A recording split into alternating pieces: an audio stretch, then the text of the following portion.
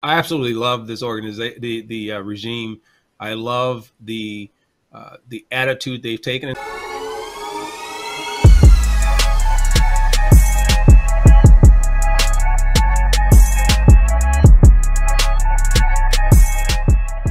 how everybody's hype and everyone's happy and everyone's excited, and that's a really good indicator of success to come. So I'm curious, from your vantage point, what was the mood like in training camp when you were getting ready for a season, and did that correlate in any way with performance during the season?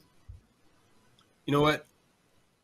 There weren't a lot of new contracts being signed at that time, and the excitement around getting out on the field and the fans and just really the spectacle, the entertainment that's part of camp now, it just makes it different. You don't have to do the tour days and full pads and all the other stuff that goes with it, so you're overly tired or exhausted. So I think if you look at camp, it is an environment that invites the fans to be able to have a preview of the team. They are able to have a little bit more interaction with the personalities of the players. The players get to know their fan base to a limited degree. Obviously, they're not going to see all 50, 60,000 people, but it definitely allows you to have a different touch point. You talk about Hard Knocks being in town. You talk about the social media. It just allows you to have a whole different type of touch point, a whole different type of connection and love and an affinity or dislike for team and players. So I think it's just great. I think it's different. I think it's helped a lot with the fan engagement. But at the end, when you strip all that away, players have to perform, coaches have to coach, and you have to go out and win games. A lot of the rest of it is just a plus factor. It's an X factor. Do you have a preference in terms of being all business and just kind of going at it that way, or do you like the lighthearted type of attitude? I absolutely love this organization, the regime. I love the attitude they've taken, and some people are going to push back against it. They're going to think, seeing Coach Campbell out doing up and downs and seeing him having that type of thing may remind them of someone else who used to come out that was highly touted and brought in as a GM that was out doing some things during practice as kind of a distraction. But I see this as a coach that the players have really bought into, which is a huge piece. I've said this since Coach Campbell and his team has been assembled and his coaching staff, that is one of the parts that when the season gets tough or when you need to be hard on your team, you got to have that channel of communication be intact. He's done a great job of getting that done. And when you look at some of those things that will affect a team's performance, that will allow them to be able to achieve on the field, people forget about those tangibles like that. And I don't. I'm telling you, as a player, it means a lot when you're going to be criticized, when the coaches are going to have to get after you, or when you need to go in and tell a coach, hey, trust me, this is what I'm seeing, and these are the things that need to be done, that they're going to buy into that with you as a starter or as at least a player that's competent and out there making consistent plays. So I really love what's happening with this organization. I love what's happening with the coaching staff, and the fans in that sense should feel very, very excited, whether you like the Lions or you're a fan or not, that they've made some changes that you can tie directly to something tangible and visible that you can see. Fantastic. So we've got a few questions coming in, and a couple of them were related to singing, Herman. So when you were a rookie, did you have to sing? Did you sing Michael Jackson? Did you sing something else? Or what was it that you had to do as a rookie? Well, as a rookie, I just had to pull out my checkbook most of the time. I didn't, and I had to go buy stuff like food, bring breakfast, bring donuts, get, I think it was Popeye's chicken and biscuits for the entire team prior to us leaving on a Saturday to head out of town for games. It's just crazy. So I had to make sure they were fed. I had to make sure they had entertainment. So yeah, that was my thing. Mel Gray was probably our closest guy to being able to be considered a true recording artist. Like if he wanted to have a career in singing, Mel Gray would have been that guy. Which current DB, Herman, would you not want to go up against? And I think I know the answer. I know the answer. Go ahead. And everybody on here knows that I don't care about any of the DBs that are out there right now. If I had to go against them.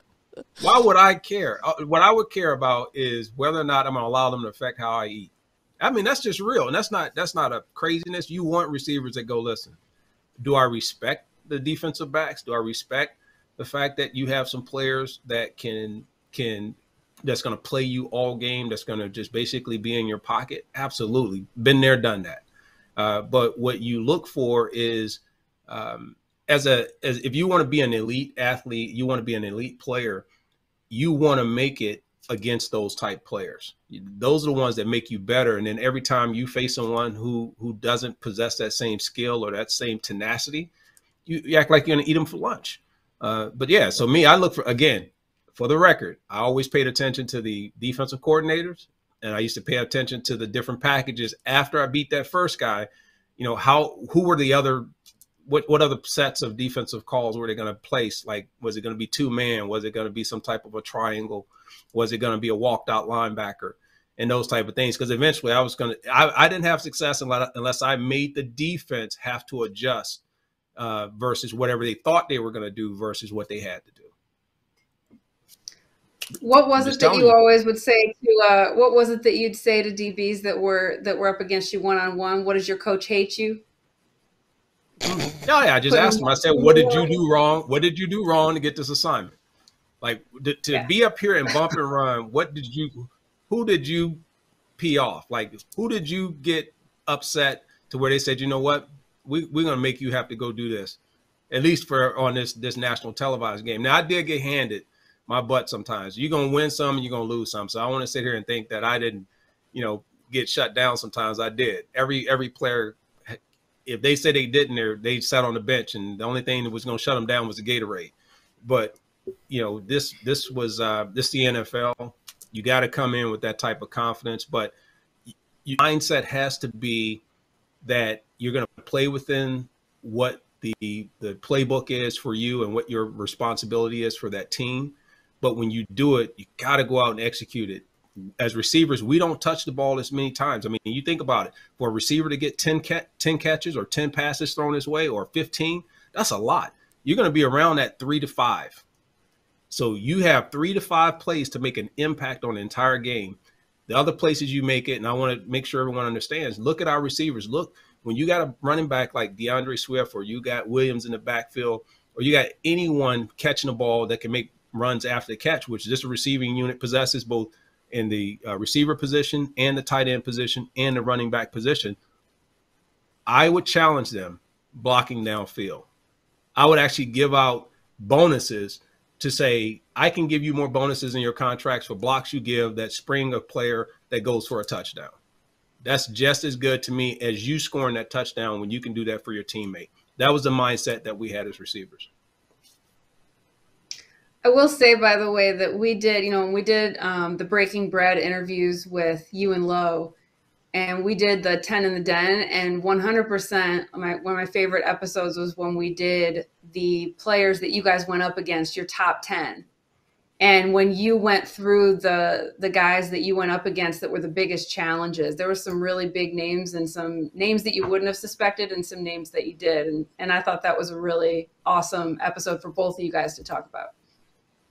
Every player is going to tell you, they're going to always tell you, get that 1 or 2 players that no one knows who they are, but man, they just shut you down. And you, no matter what you do, even coaches start throwing away from you. It's like, what did I do in this game? If you look at some of my playoff games, I used to play against Green Bay, I could not understand, like, why am I not getting passes thrown to me during a playoff games? And it always baffled me. You go through the whole season, and then in the playoffs, the coverage is not even the same because the talent steps up.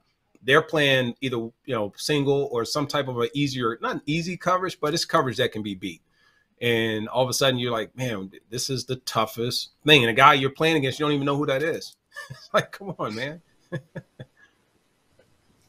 Okay, so let's look at the question. So Herman, would you consider mentoring our current receivers? I always offer just an opinion or any knowledge that I have to give back. I would never want to overstep the person who's in there with them every single day, and that is their coach. You know, Antoine Randall is going to give them far more in terms of how their package works and how they can play within the system and what their role and responsibilities are than myself or any other player. You know, can we advise players and give them some little tidbits here and there to say, hey, from a mentoring standpoint, here's your approach to the game. Here's how you handle success. Here's how you handle a loss or big drop. And then you have to come back. Here's how you get in and out of, you know, a little bit of a lull as a player. And then, you know, here's how you handle the attention. Those are things I see players like myself. You know, we've heard some of the things about Calvin and maybe getting in there and talking to some of the rookie receivers or younger receivers. That's all fine and dandy, but we can't help them on the field any more than their coaches can. I think, but what we can give them is assurance or confirmation of whether or not there are tools or other things that they can do to overcome some of the challenges and or the successes that they have as an NFL player.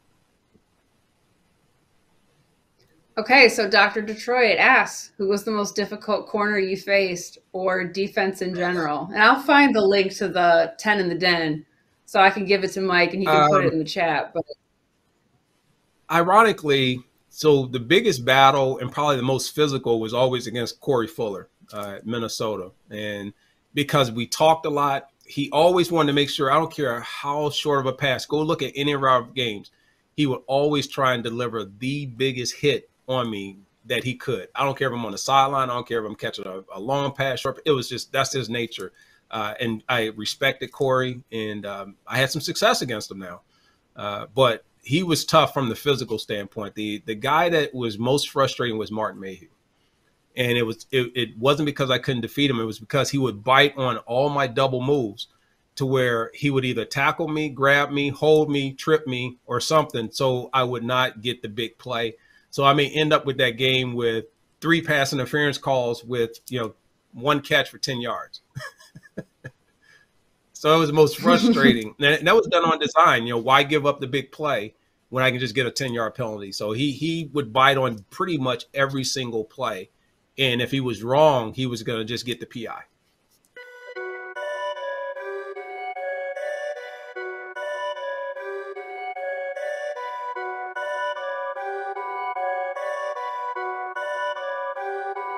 Perfect.